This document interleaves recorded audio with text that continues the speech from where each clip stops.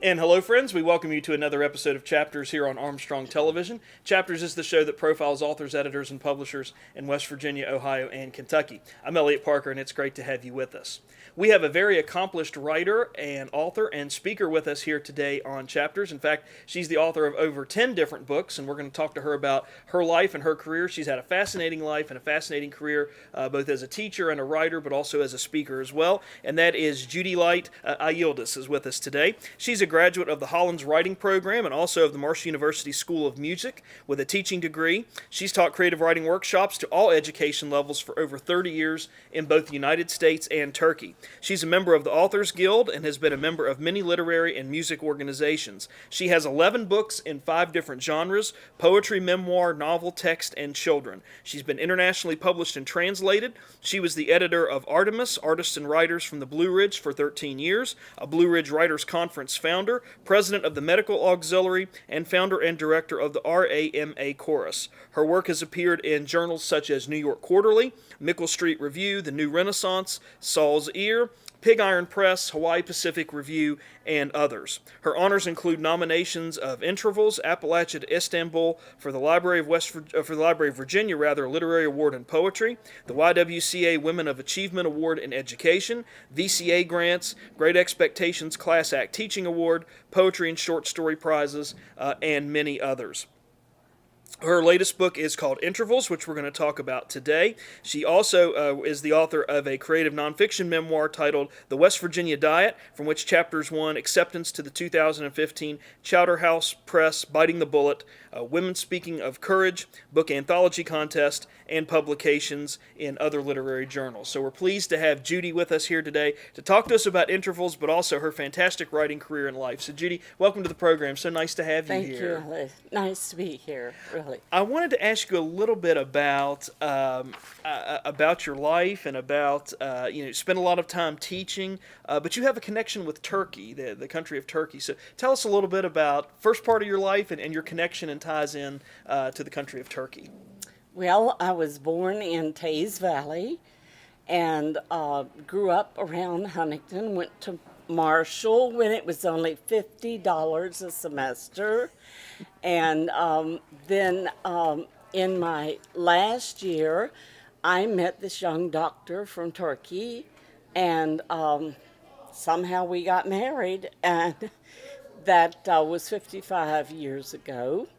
So it opened up a whole new world for me, really. And so I've been all over Anatolia and a lot of places that I got to go that I never thought I would get to go. And so I've written a great deal about Turkey. Mm-hmm. And I know that we mentioned that you've written so many different books and 11 books in 5 genres. Do you have a favorite? Is there a favorite genre you like to write in more than maybe others? Or does it just depend on what your topic is? Or It really does depend on the topic and the work itself will tell me what it wants to be. If it's a poem, it's a poem, and I can say what I need to say in a concise 1 or 2 page format. And if it's a novel, then there's a lot more to be said, and there are nooks and crannies that need to be gotten into. If it's a memoir, then it's something that pertains to my personal life that only I can say. And I can tell you that I have tried with my memoir to make it not a memoir, because I wanted to write from third person, and I usually will try to write in 2 or 3 points of view, because each point of view gives you new insight into the subject. So you reach a point with any matter that it begins to take on a spirit of its own. And it's something, it begins to develop as something outside of yourself. And a lot of times, I heard years ago, I write to see what I think. And there's so much truth in that, because you'll get into something and finally it may turn itself inside out and say, no, this is really the subject. It's not this at all. So I could have stayed in one genre and probably it would have been easier, but it wouldn't have been nearly as much fun. Yeah. And my books call me, and they've been like a life adventure of writing and the people in the books. I would imagine, too, writing in different genres gives you an opportunity as a writer to really stretch your creative writing muscles a little bit. Because as you said, with poetry, you can condense it down into a page of a few lines. But if you're stretching that out into a short story or a memoir or a novel, then, your thinking and your writing and your approach changes, I would imagine so as well. That's true. Like with my novel, actually, I got a grant and went to the Iowa workshops to learn how to write a novel, because I had taught novels, completely different thing than to write a novel. And it's such an enterprise. And so I learned a great deal and wrote and rewrote, and took me 10 years altogether to write my novel because of the 7 years of research that I had to do. Very good. I wanted to ask you, before we get into intervals, I wanted to ask you about another work that you wrote called 40 Thorns, Right. Which I really found was interesting. And this is kind of centered on the rise of modern Turkey.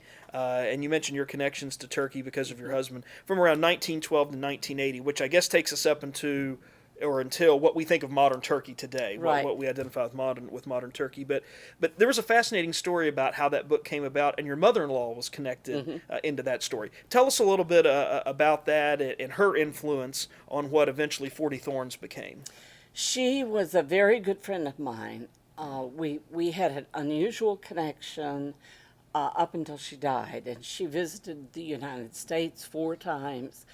But even her own children did not know the depth of her life. And she called me when she was 91 years old, and she said, "You have to come spend the summer with me in Istanbul. I want to tell you my life." And I said, "Well, okay, And so I had a simultaneous translator. During that time, I also took notes, also took video. And once we got into it, I began to see her as a young revolutionary. She came from an aristocratic family in Thrace and eloped when she was 15, to her family's dismay, with the blacksmith's son. And so she, at that time, in 1912, to have defied your family, and her mother literally never forgave her for that, and she lost inheritances and everything else. But they joined the revolution, this man and woman, and went to Anatolia, and Turkey at that time went through a resurrection. It had been totally destroyed after the First World War. It was invaded by 4 different allied countries. And so at that point, on to the scene comes this remarkable general, and Ataturk, who was appeared on the Face of Time magazine, and Winston Churchill said that he was one of the most outstanding leaders of the 20th century. And by the way, he was the only military person who defeated Churchill, and that was at the Battle of Gallipoli in the whole war. And single-handedly, so I began to realize there's something here that is you always look for the universal truth in anything you're doing, whether it's a paragraph or a novel. What's the universal truth here? And the universal truth, I think, ultimately is the power of the human spirit to overcome the worst kinds of obstacles that you could face. And literally they built a nation out of that, but not only a nation, but a nation built on democracy and freedom. And they gave equality to women, put women in the Supreme Court and into the Parliament and all of these things. And it was just absolutely a remarkable story. Plus you had this individual from a woman's point of view. She's telling me all about not only the war, but the building of the country. Then I begin to see that her own life paralleled the life of the rise of modern Turkey and the rise up out of ashes. And that got me to thinking, do our lives today parallel the life of our country? And I think, yes, maybe it does, because we live within this environment and we grow out of it. And if we survive in this environment, then we have to find a way to struggle with it, to change it, to overcome it. So I think all of my books deal with the power of the human spirit, and that's what I'm most interested in, whether I'm teaching a classroom of high school students or college undergrads or writing a poem. It's the most wonderful thing that we have, and it fascinates me more than anything else. When we talk about your book Intervals, I certainly think that the human spirit and the human condition is so much at what goes on here in your book. And I like the subtitle, Appalachian to Istanbul. How did this collection of work come together? Is this something you'd worked on off and on over the years, or did you know this was going to be a collection when you sat down to put it together? This book came as a surprise, and I was called up by the editor of the Empire, Mountain Empire Publications, which is an outgrowth of Apple Folks of America. And he had known me for quite a long time, and he's also a poet and writer. And he says, I would like for you to be the third book in our series of Appalachian writers. And this particular book, we're connecting with all of these books from Appalachia to somewhere far away. And how does that impact the life? And how does one give to the surrounding environment because they've come from Appalachia? And so he said, do you have enough poems for a book? Well, I'd had a number that had been published since my last book of poetry, which is Mud River. And I had a lot of poems that I had worked on, and I did. I had enough poems for a volume. So then I spent about a year editing and polishing those poems, and with a very good editor.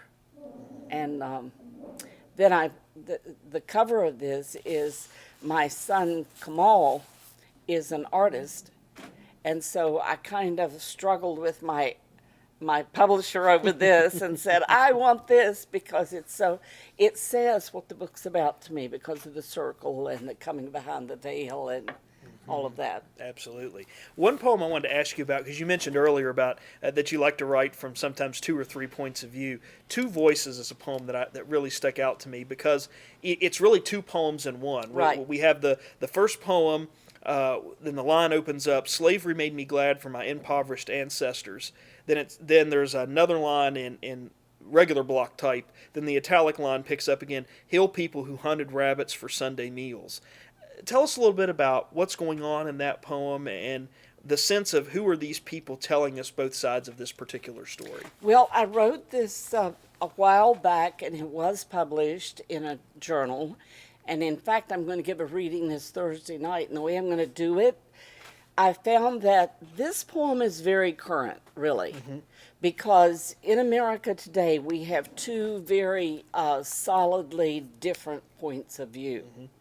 And so this poem echoes that, and it doesn't take sides, it just echoes it. So I'm going to have a fellow poet to stand on one side of me, and I'll read the one side, probably the bold is what I will read, and then he'll come in with the other. So it's like it's two voices clashing against one another, and they're not going to give in, and they're not going to change. So, I really like that, and I think that's a great way to read it. And when you talk about universal truths, there was a line in here that I starred because, or I made a note of. We starve for food, clean waters, clean air, and peace. I mean, Yes. I feel like we're still having that struggle. We're still having it, yes. Today, over in countries in the part of the world where Turkey is, sort of Yeah. the east, the east of the modern Middle East. We're having that struggle here in Appalachia. We're having that Right. struggle on the West Coast. I mean, it doesn't matter where you go, people are still struggling for food, clean waters, clean air, and peace. And we talk about Right. that universal truth.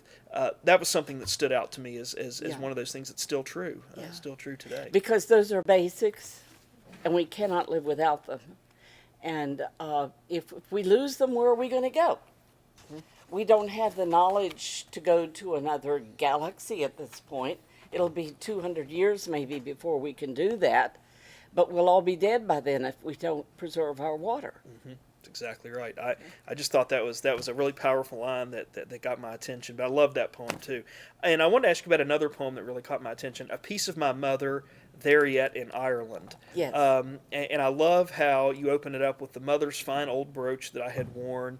But there's moments where, there's things about the mother, tokens of the mother that your speaker, remembers. And I'm just wondering, so was this based on your mother-in-law? Because we talked about, your No, discussion. Or my- is this my your own own mother. Okay, tell us a little bit about that poem. Okay, her name was Laura Gladys. And in fact, when I grew up, Mother worked at Jim's Grill and Spaghetti House here in Huntington.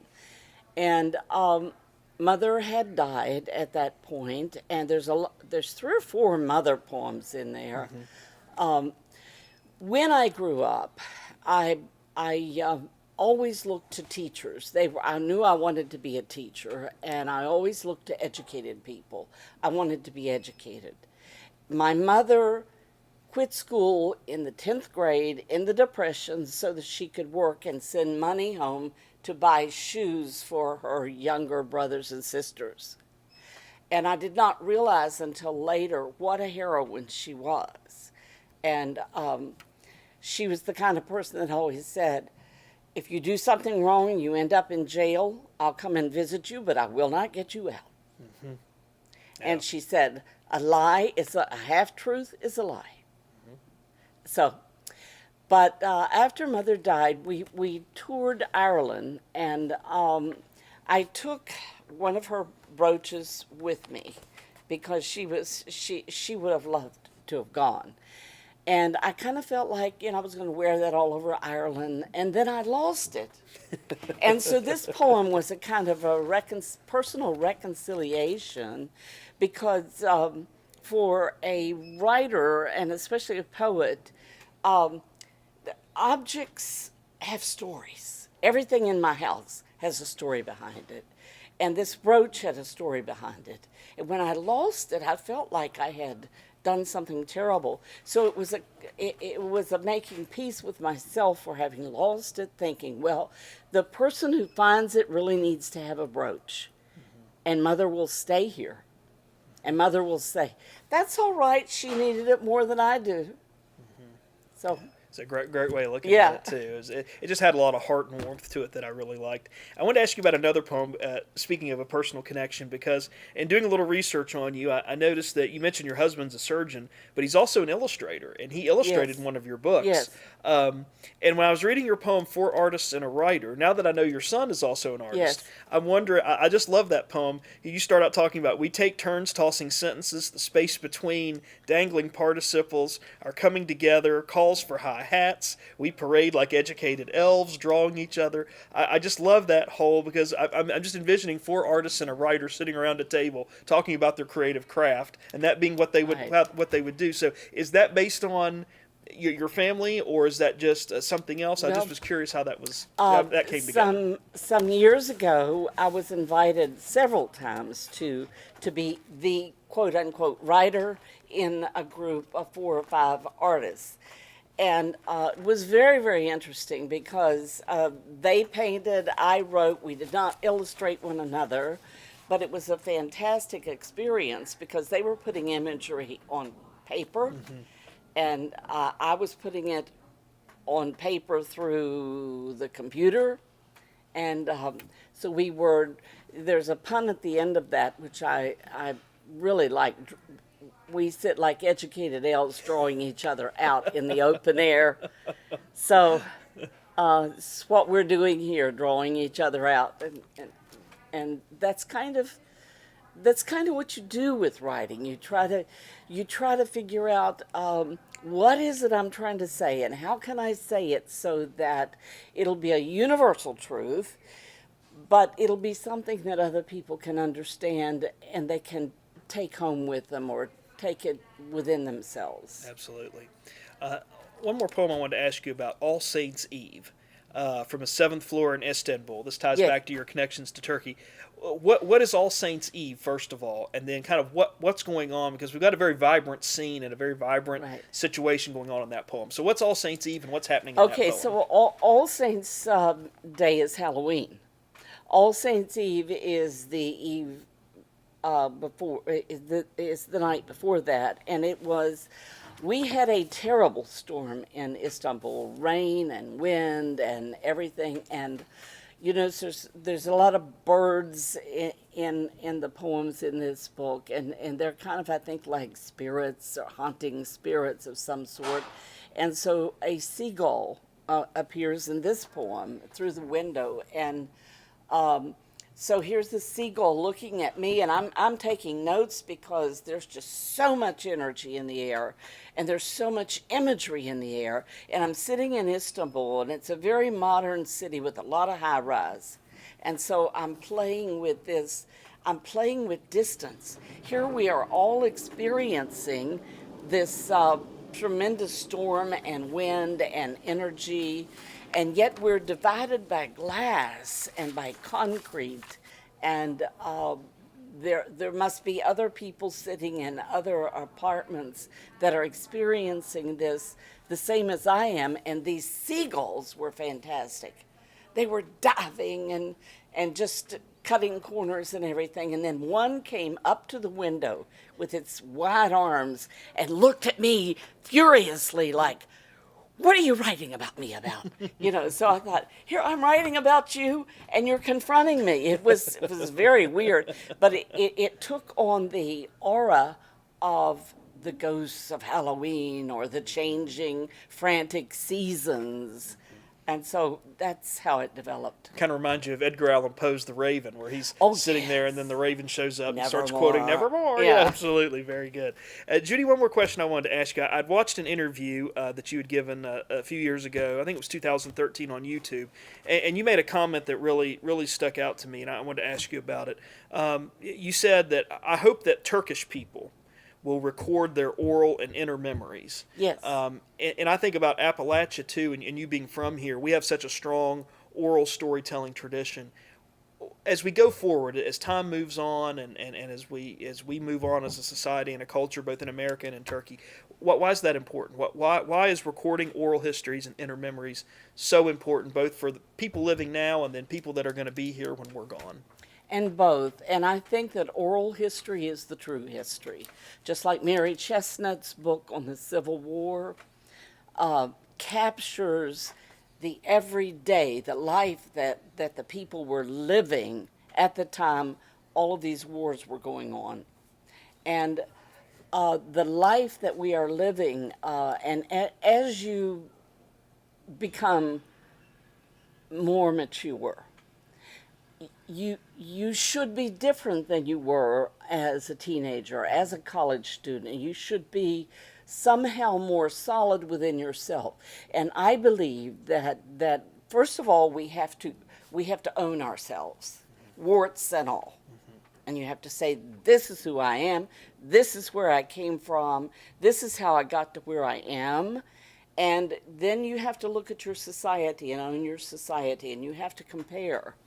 And the oral history really captures it in a beautiful way. And it's part of, I write to find out what I think. Yeah, very good. And I love that quote, and I thought that was just so apropos for past, present, and future to think about oral history and the fact that is recording of our inner memories, our thoughts and our beliefs and our values.